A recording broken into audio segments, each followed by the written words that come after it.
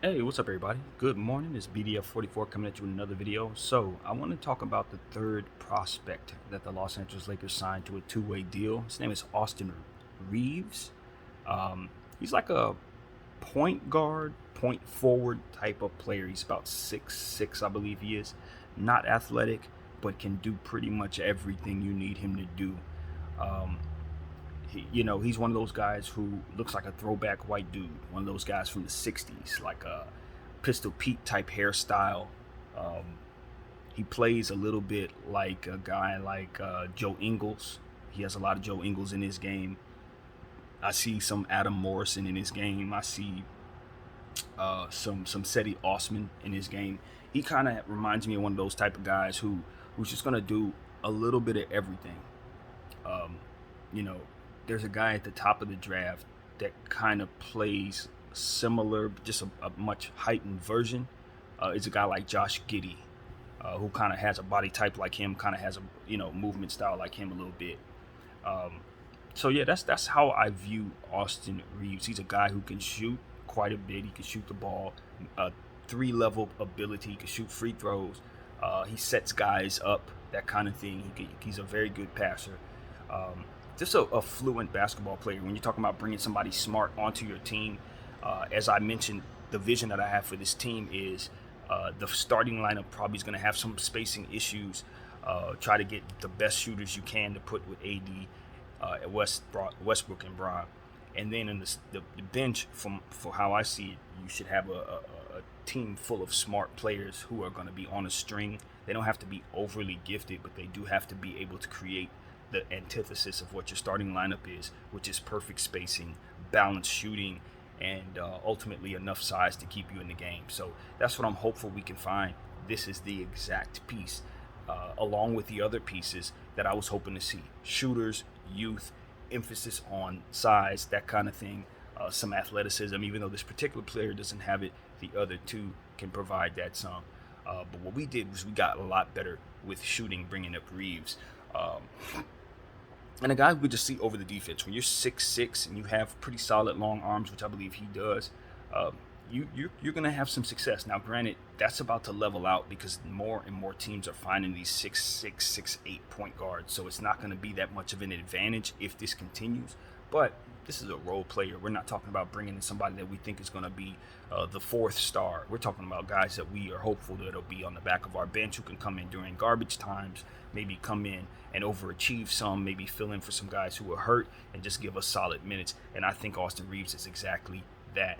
Um, Upside wise, of course, as the years progress, he's going to be somebody who's going to make regular rotation. Like I said, he reminds me of Seti Osman. So if he reminds me of Seti Osman, I'm willing to bet he reminds Bron of Seti Osman. And I think he's going to try to use him as such.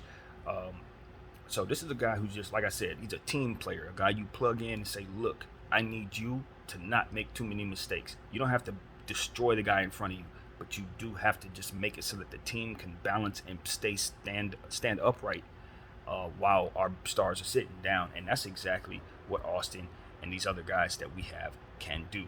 Um, so once again, I think the Lakers have done a fantastic job picking up guys who in who didn't get drafted. Guys who have plenty upside, plenty of talent, but just did not uh, cut into the draft. But I'll tell you this: some guys slept on the players that we picked up. These guys should have been drafted. These are not scrubs that weren't worthy of the NBA. These are guys that, for whatever reason, teams just didn't take. And what I saw on the back of the draft was a lot of guys that were taken, as usual, in the second round who probably won't be coming over anytime soon and were drafted because of it. Teams who weren't interested in bringing a player back but did want to draft rights to someone that maybe they can kind of keep overseas for a couple years or trade around and never bring to their team. That is what a lot of teams did at the back of that draft. So some guys didn't get drafted, and it had nothing to do with whether or not they would fit on certain teams. Teams just had different plans, and I think that's what happened with the three guys that we got. All three of them should have been drafted. Two of these guys had big roles in the Final Four, including this gentleman right here, Reaves, who hit a phenomenal shot in one of those games, a walk away, go ahead jump shots, pull away at the buzzer. So what we're talking about is the type of guy who can win you a basketball game. You know, this guy Reaves, he can win you a basketball game. He has the type of skills and the type of clutch gene that has already been shown. And this is somebody who's dropped 46 in the game. This is a guy who's dropped 27 in the game. This is not just somebody we're picking up who can play. No, we picked up an actual rotational player in this league who just happened to not get drafted. So I'm pretty optimistic that Reaves is going to come in early on. Like I said, probably be a two-way guy. He's going to be playing some G League minutes. He's going to get most of his kicks over there. But if something happens where we need a guy, or if we're not able to fill out this roster properly, we could look up and he could be a real solid rotational piece for us that we need, especially shooting the basketball and creating for others. My only knock on the guy is he really is below average athletically. You know, like I said, Joe Ingles, you're thinking about a guy who's not going to be beating people with foot speed. But what he can do is beat you with his ability to just fundamentally, soundly run an offense. And at 6'6", that is a very, very, very strong attribute. So I'm thinking of a guy like Slow-Mo.